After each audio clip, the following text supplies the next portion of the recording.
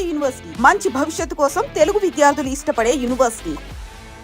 And ఆ నలుగురు ప్రస్తావన ఎందుకు తెచ్చానంటే రాజేంద్ర ప్రసాద్ గారి మీ సీన్లు ఉంటాయి అనమాట. కొంచెం సీరియస్ సీన్లు పక్కన పెడితే ఇప్పుడు బూస్ట్ మంది తీసుకొచ్చే సీన్ ఒకటి ఉంటుంది. నాకు తెలిసి మీ ఇద్దరి మధ్య ఏదో డైలాగులు రాస్తే ఆ డైలాగులు చెప్పినట్టు లేవు ఆ సీన్. ఫాదర్ అండ్ సన్ ఎందుకంటే అలా చూపించారు. ఇప్పుడు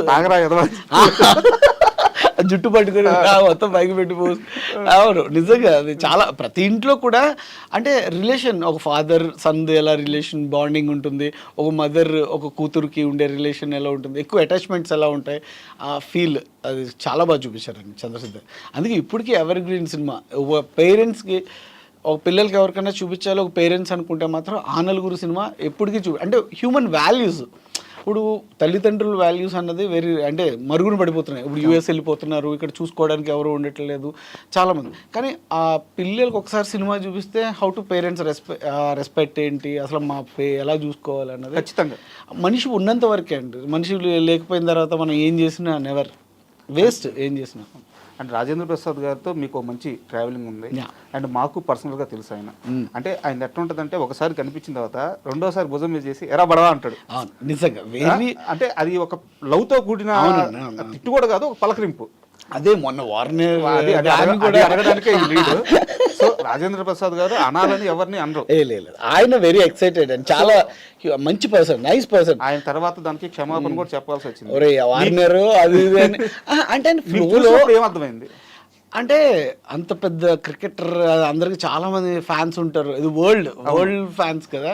సో రాజేంద్ర ప్రసాద్ గారు అలా అనేసరికి చాలా మంది డైజెస్ట్ చేసుకోలేకపోయారు. దానికి ఎక్స్ప్లెనేషన్ కూడా ఇచ్చారు రాజేంద్ర ప్రసాద్ గారు. కాకపోతే ఆ ఫీల్ ఏంటంటే వాళ్ళిద్దరి మధ్య ఉన్న ఇంటిమేసీ ఏంటన్నది మనకు ముందుగా తెలియదు. వాళ్ళు కూర్చొని మాట్లాడుకున్నది, ఆ లంచ్ ఆ డిన్నర్ కలిసి చేసి ఒక స్పెండ్ చేసిన ఆ 2 days తెలీదు. సో దానివల్ల ఆ చనువుతో ఆయన అక్కడ స్టేజ్ పైన మాట్లాడేసరికి చాలామంది అంటే అన్కంఫర్టబుల్గా ఫీల్ అయ్యారు, రిసీవ్ చేసుకోలేకపోయారు. తర్వాత దానికి అపాలజీ కూడా చెప్పారు ఆయన. నిజంగా అంటే ఆయనతో ఫ్రెండ్షిప్ ఎలా ఉంటుందంటే మన సొంతం అన్న ఒక ఫీల్ ఆ వేలో మాట్లాడేసరికి ఆ ఆడియన్స్కి ఏంటి తెలుగు రాదు కాబట్టి నిన్ను మాట్లాడినారు అది ఇది అని చెప్పి ఇలా కామెంట్ చేస్తారు. తర్వాత రియాక్ట్ అయ్యి తను ఒక రాజేంద్ర ప్రసాద్ సార్ ఒక వీడియో పెట్టారు. చాలా హ్యాపీ అది. ఎందుకంటే ఆ బాండింగ్ తెలియకున్నప్పుడు మనం టక్మని మాట్లాడేసరికి అర్థం కాదు.